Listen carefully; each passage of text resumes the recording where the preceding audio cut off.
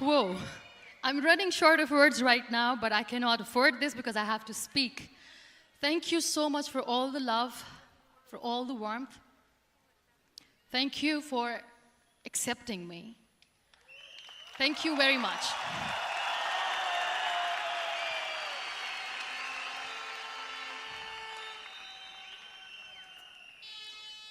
Well, I always start my talk with a disclaimer. And that disclaimer is that I've never claimed to be a motivational speaker. Yes, I do speak, but I feel more like a storyteller because wherever I go, I share a story with everyone. Well, it is a story of a woman whose perfectly imperfect life made her who and what she is today. It's the story of a woman who, in pursuit of her dreams and aspirations, made other people realize that if you think that your life is hard and you're giving up on that because you think your life is unfair, think again. Because when you think that way, you are being unfair to your own self. It's the story of a woman who made people realize that sometimes problems are not too big. We are too small because we cannot handle them.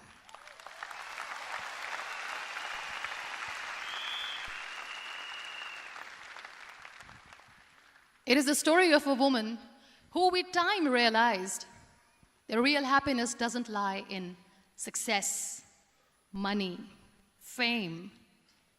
It lies within. Real happiness lies in gratitude. So I am here, and I'm going to share the story of that woman. That is my story. The story of gratitude.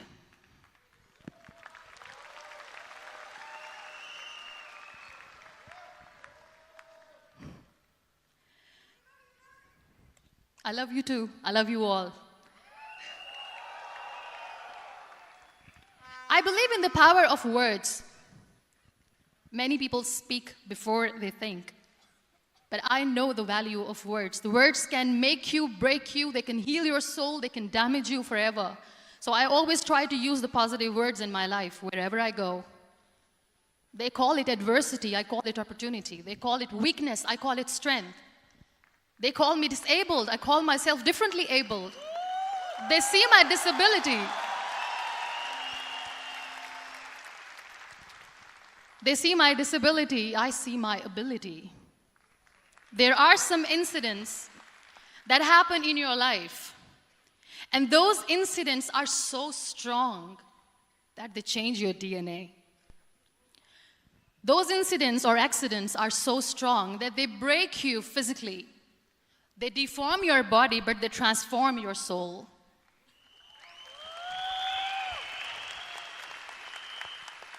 Those incidents break you, deform you, but they mold you into the best version of you.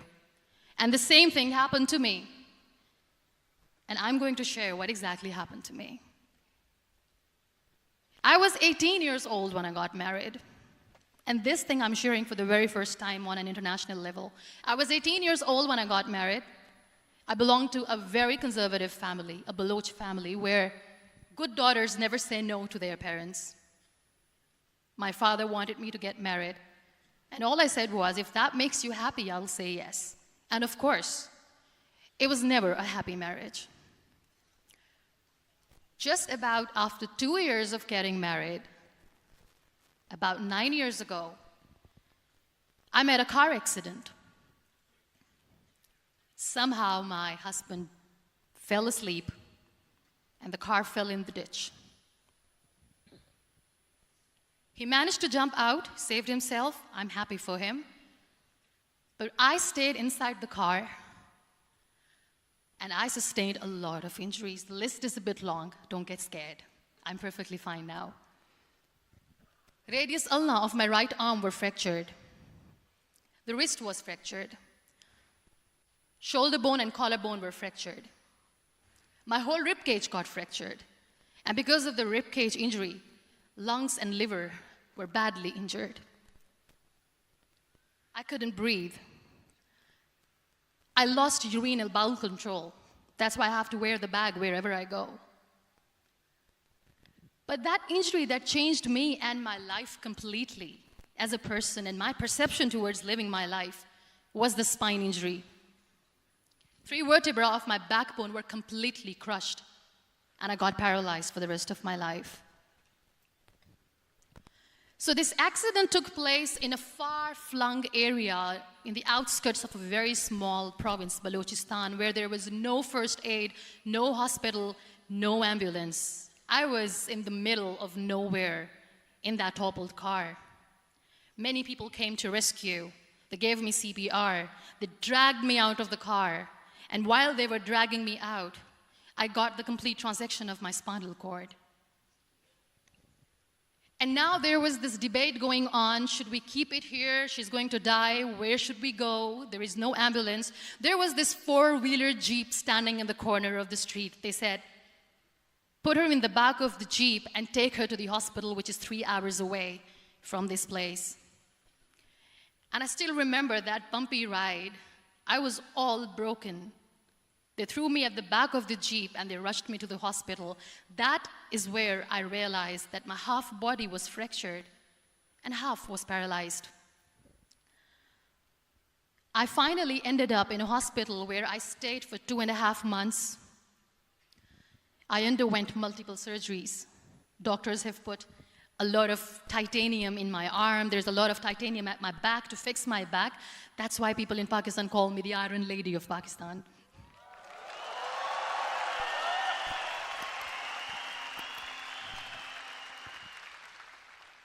Sometimes I wonder how easy it is for me to describe all this all over again. And somebody has rightly said that when you share your story and it doesn't make you cry, that means you have healed.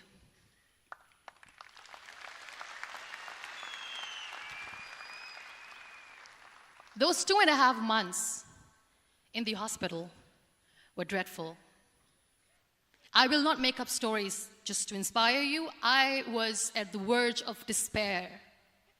One day, doctor came to me and he said, well, I heard that you wanted to be an artist, but you ended up being a housewife. I have a bad news for you.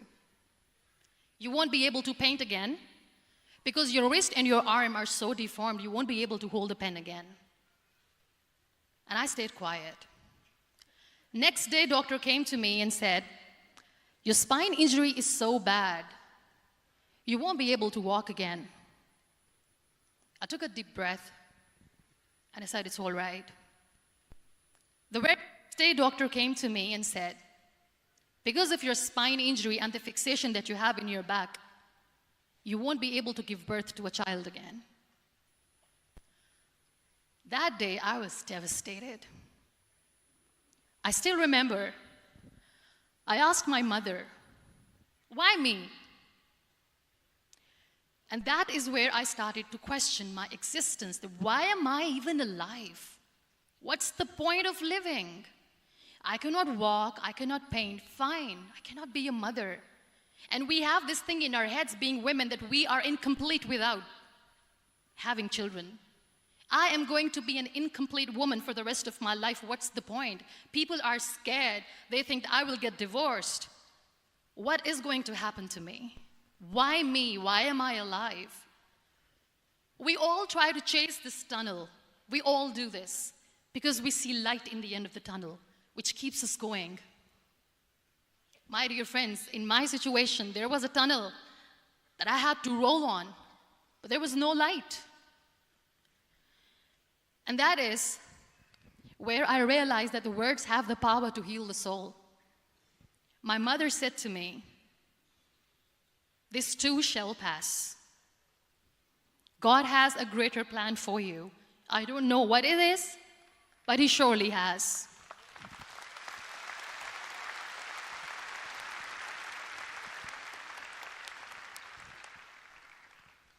And in all that distress and grief, somehow or the other, those words were so magical that they kept me going. I was trying to put that smile on my face all the time, was hiding. It was so hard to hide the pain, which was there. But all I knew was that if I will give up, my mother and my brothers will give up too. I cannot see them crying with me. So what kept me going was, one day I asked my brothers, I know I have a deformed hand, but I'm tired of looking at these white walls in the hospital and wearing these white scrubs. I'm getting tired of this. I want to add more colors to my life. I want to do something. Bring me some colors. Bring me some small canvas. I want to paint. So the very first painting I made was on my deathbed, where I painted for the very first time. It was not just an art piece or just my passion. It was my therapy. What an amazing therapy it was. Without uttering a single word, I could paint my heart out. I could share my story. People used to come and say, what lovely painting, so much color. Nobody could see the grief in it. Only I could. So that's how I spent 2.5 months in my hospital, crying, never complaining or whining, but painting. And then I was discharged, and I went back home. And I went back home, and I realized that I have developed a lot of pressure ulcers on my back and on my hip bone. I was unable to sit. There were a lot of infections in my body, a lot of allergies. So doctors wanted me to lie down on the bed straight for not 6 months, for not 1 year, for 2 years. I was bedridden, confined in that one room, looking outside the window, listening to the birds chirping, and thinking maybe there will be a time when we'll be going out with the family and enjoying the nature. That was the time where I realized how lucky people are, but they don't realize. That is the time where I realized that the day I'm going to sit, I'm going to share this pain with everyone to make them realize how blessed they are, and they don't even consider them lucky. There are always turning points in your life. There was a rebirth day that I celebrated. After 2 years and 2.5 months, when I was able to sit on a wheelchair, that was the day when I had the rebirth. I was a completely different person. I still remember the day I sat on the wheelchair for the first time, knowing that I'm never going to leave this, knowing that I won't be able to walk for the rest of my life. I saw myself in the mirror, and I talked to myself. And I still remember what I said. I cannot wait for a miracle to come and make me walk. I cannot sit in the corner of the room crying, cribbing, and begging for mercy because nobody has time. So I have to accept myself the way I am. The sooner, the better.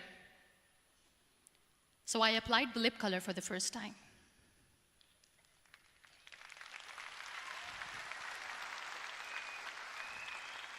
And I erased it. And I cried. And I said, what am I doing? A person on a wheelchair should not do this. What will people say? Clean it up. Put it again. This time I put it for myself because I wanted to feel perfect from within.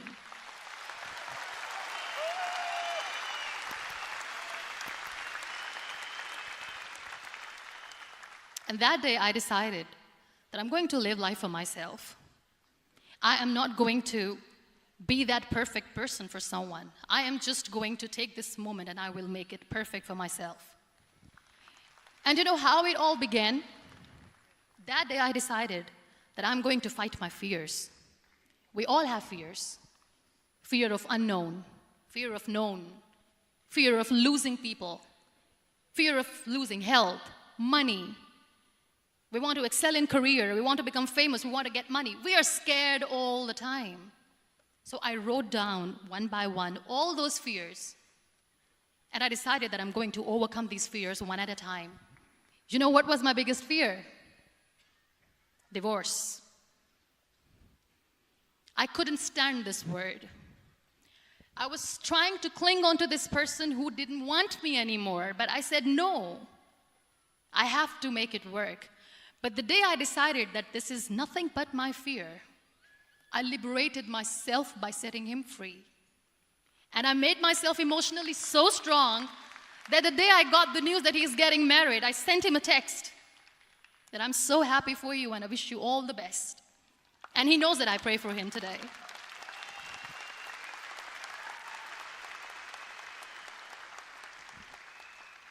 My biggest fear, number 2, was I won't be able to be a mother again. And that was quite devastating for me. But then I realized there are so many children in the world, all they want is acceptance. So there is no point of crying, just go and adopt one. And that's what I did.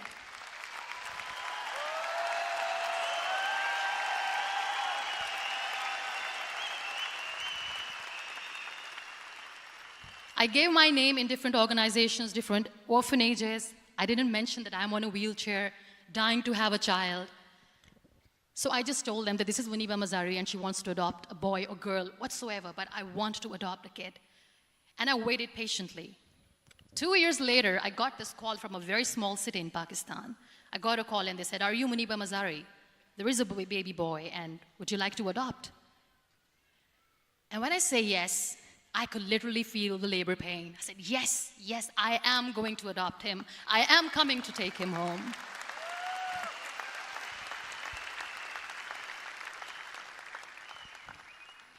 And when I reached there, the man was sitting and he was looking at me from head to toe.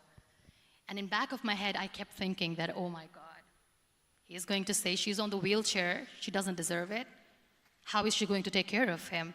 And I looked at him and I said, do not judge me because I'm on the wheelchair. But you know what he said? He said, I know you will be the best mother of this child. You both are lucky to have each other.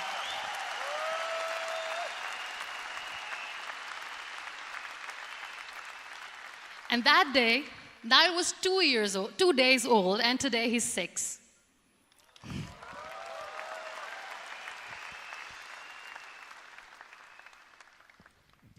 You'll be surprised to know another bigger fear that I had in me.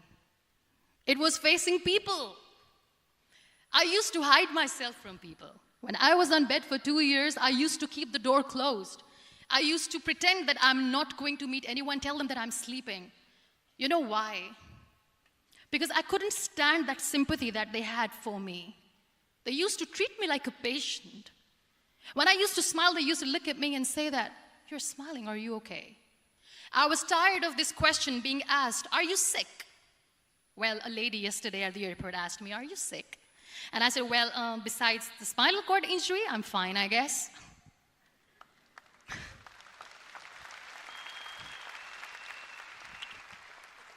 But those are really cute questions. They never used to feel cute when I was on the bed. So I used to hide myself from people, knowing that, oh my God, I'm not going to see that sympathy in their eyes. It's all right. And today I'm here speaking to all these amazing people because I have overcome the fear.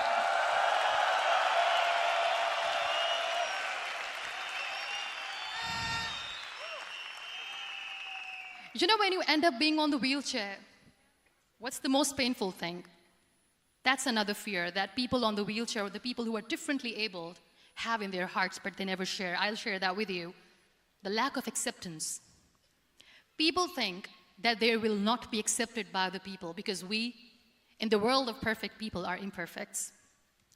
So I decided that instead of starting an NGO for disability awareness, which I know will not help anyone, I started to appear more in public. I started to paint. I always wanted to.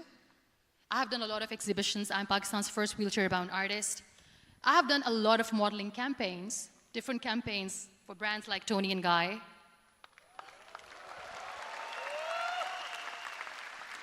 I have done some really funny, breaking the barriers kind of modeling. There was this one by the name Clown Town where I became a clown because I know that clowns have hearts too. And then I also decided that if I really want to make the difference, I am not going to let people use me for their polio campaigns where they will make you a victim and an emblem of misery and mercy and will say that, you know what, give polio drops to your children or they'll become like this girl.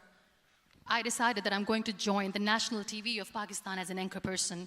And I've been doing a lot of shows for the last 3 years.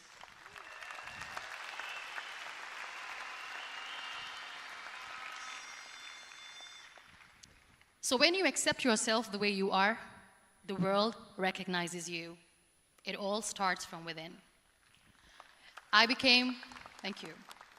I became the National Goodwill Ambassador for UN Women Pakistan, and now I speak for the rights of women, children.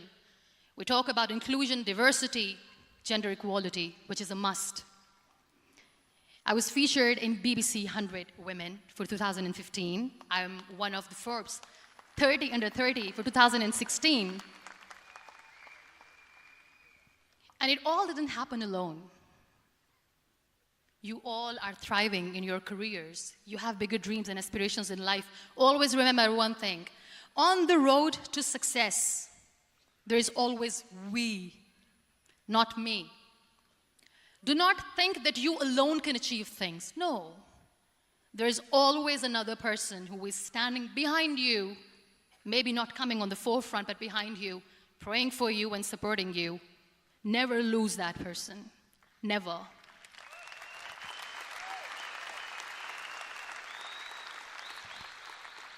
No matter how much I say that I couldn't find a hero, so I became one, I still want to recognize those 3 people in my life who literally changed my life completely, and I get inspiration from them every single day. Waleed Khan. Many people know about the terrorist attacks in Pakistan. We have lost many people. And I'm sharing this with a very heavy heart because we actually have lost a lot of people in this huge turmoil of terrorism. These people are barbarians. They do not see people. They're even worse than animals. They have killed people in mosques. They have killed people in churches, temples, even in schools. There was this terrorist attack in Army Public School, Peshawar, where these terrorists entered in an examination hall and they killed our children. And in that attack, that day, this beautiful boy, Waleed Khan, who was my hero, my real life hero, was the proctor who was taking care of the students, was keeping an eye on the students. Those barbarians shot him 3 times in the face, 5 times on his body, and he fell down. I was asked to give a talk in the school after a week of that terrorist attack. With a very heavy heart, I went there and I spoke. We sang a few national songs. I thought that maybe I've done my part, but deep inside, it was killing me.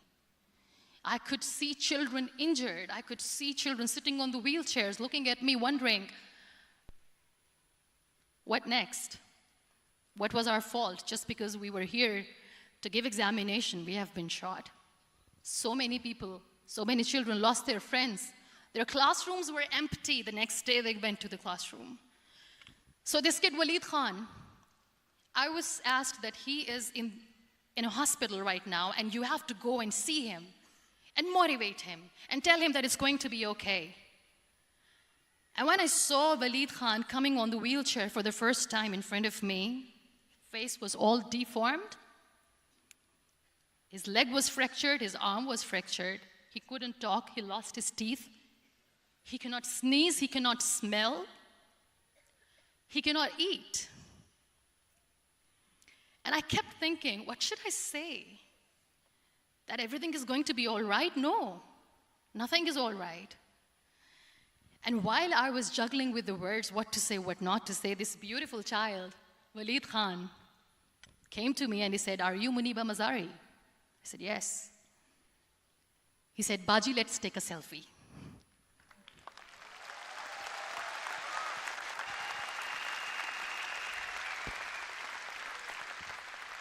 And with that beautiful, toothless smile of Waleed Khan, we took that beautiful selfie that I still have with me. I don't share that here because he was in a very bad shape that time. And that is where I realized that when I was thinking too much about his deformities, he's happy with himself. He doesn't even care. Because today he goes in the same school, and when somebody asks him that what happened to your face, why so many scars, you know what he says? "These scars are my medals and I wear them with pride."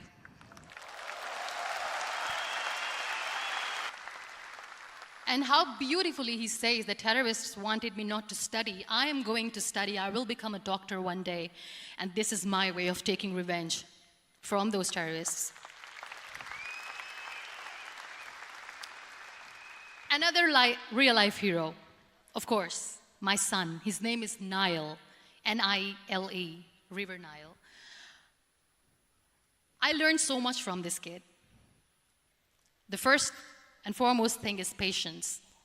How to be patient when you know that your mother cannot walk, when you know that your mother is different from the other women, when you know that your mother cannot go out and play with you, how to stay calm.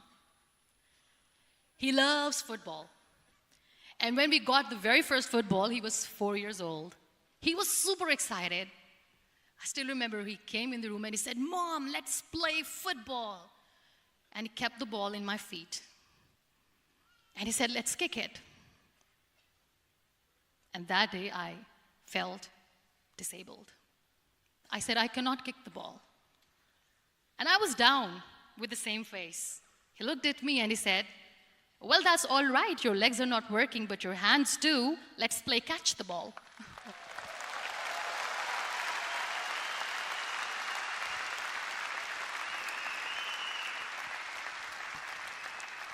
You know what? That day he made me realize that when you think your glass is half empty, come on, your glass is half full.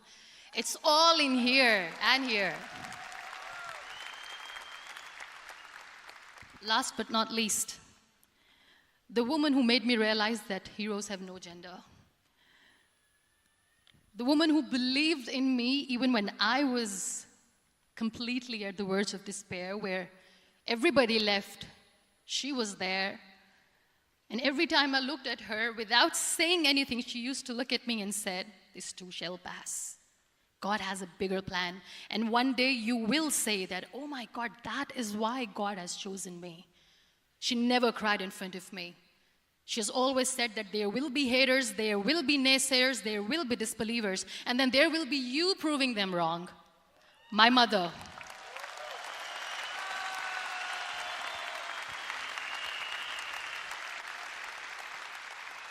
Whatever I am today, I'm nothing without her. I'm nothing without her. Thank you, Mama. I wish you were here. Thank you for making me who I am today.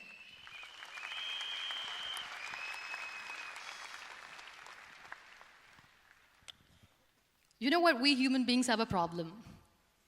Out of many problems, there is one more, and this is a self-created one.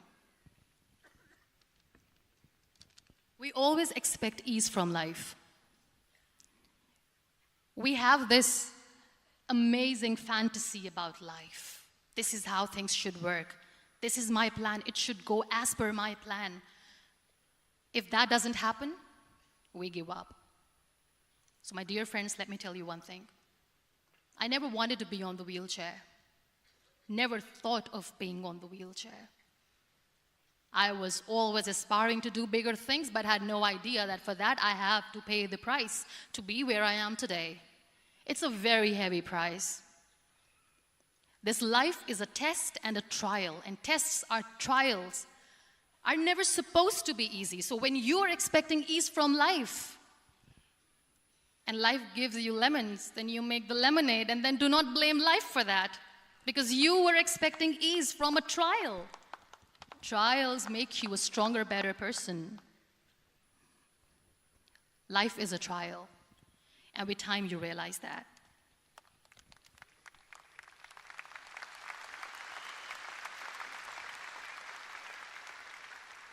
It is okay to be scared. It is okay to cry. Everything is okay, but giving up should not be an option. They always say that failure is not an option. Failure should be an option, because when you fail, you get up, and then you fail, and then you get up, and that keeps you going. That's how humans are strong.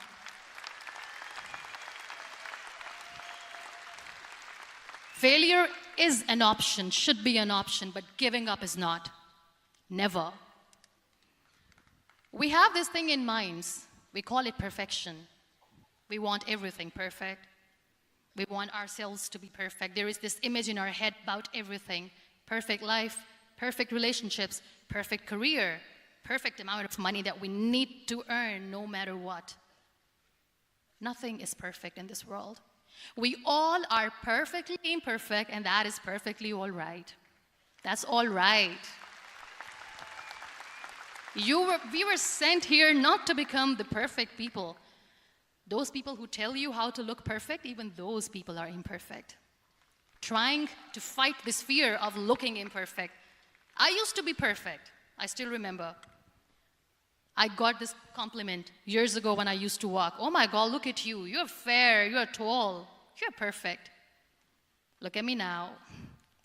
You're still perfect. Only the perfect eyes can see that. Only the perfect eyes will see that. Only the perfect eyes will see that. So yes, in all those imperfections, you have to listen to your heart. You don't have to look good for people. You don't have to be perfect just because other people want you to be perfect. If your soul is perfect from within, that's all right. This is all what you want. This is all what you need to be. Our society has made very weird kind of norms to look perfect and great. For men, it's different. For women, it's different. We think too much about what people say. We listen to ourselves too little. You know what makes you perfect? When you make someone smile. You know what makes you perfect? When you try to do something good for the people around you. You know what makes you perfect? When you feel someone's pain. And how beautiful pain is that it connects you with people. No other medium can connect you with others but pain. That's why I always say that I'm in pain, and that's a blessing in disguise for me. Today, just because I'm in pain and I'm on the wheelchair, I work for children. Being the head of CSR for a company, we conduct medical camps in far-flung areas of Pakistan where so many kids die because they don't have medical facilities. And I personally believe just because they cannot afford to live doesn't mean we'll let them die. So we give them money, we give them medical treatment, we try to heal their wounds, physical and emotional. And I also work for the beautiful people, we call them third gender, the transgender community of Pakistan. You know what connects me with them? All my imperfections. When I go and I hug them, they never judge me. And this very good friend of mine, her name is Bijli. Bijli means electricity. She calls herself electricity. And I said, are you electricity? She says, no, I'm lightning. I'm as strong as lightning. Because we have very bad power outage, so she doesn't want me to call her electricity. So she says, I am very strong. I'm thunder, I'm lightning. She came to me, and the first time I hugged her, she said, you are just like me. And I said, yes, I am like you. Because to people, we are so imperfect. So how beautiful these imperfections are, that because of these imperfections, you can connect with people. Then why are we all running after being perfect? What's the point?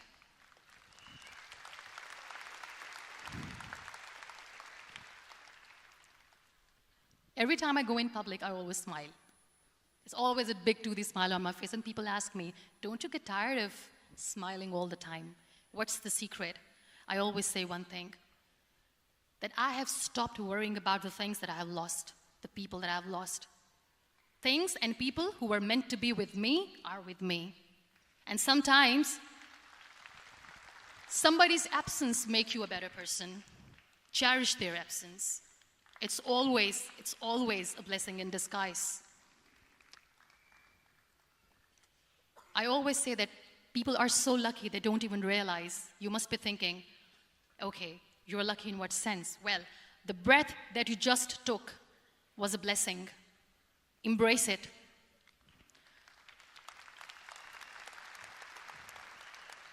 There are so many people in the world who are dreaming to live a life that you are living right now. You have no idea. Embrace each and every breath that you are taking. Celebrate your life. Live it. Don't die before your death. We all die.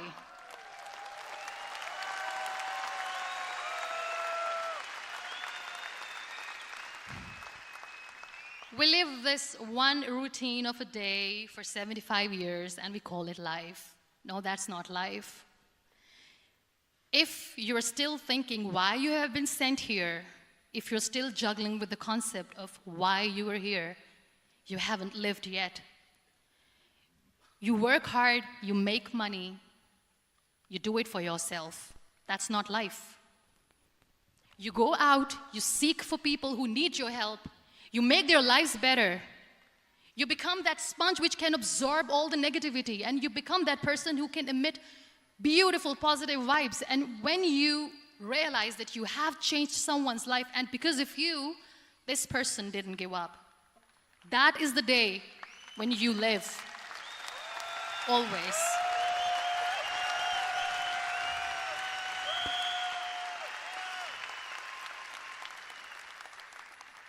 We were talking about gratitude, why I smile all the time. I cry all night when nobody sees me, because I'm a human and I have to keep the balance. And I smile all day because I know that if I will smile, I can make people smile. That keeps me going.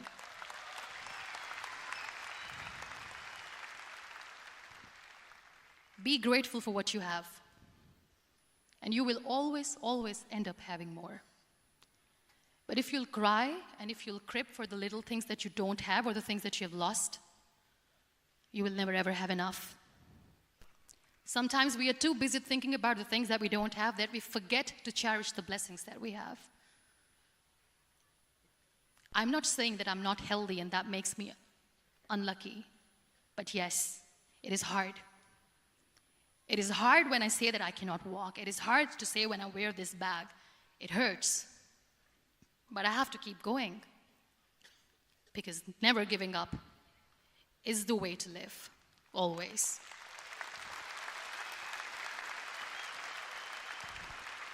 So I'll end my talk on a very short note.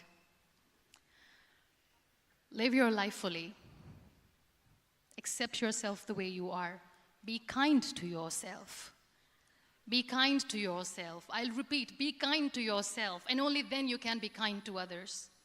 Love yourself and spread that love. Life will be hard. There will be turmoils, there will be trials, but that will only make you stronger. Never give up. The real happiness doesn't lie in money or success or fame. I have this all, I never wanted this. Real happiness lies in gratitude. So be grateful, be alive, and live every moment.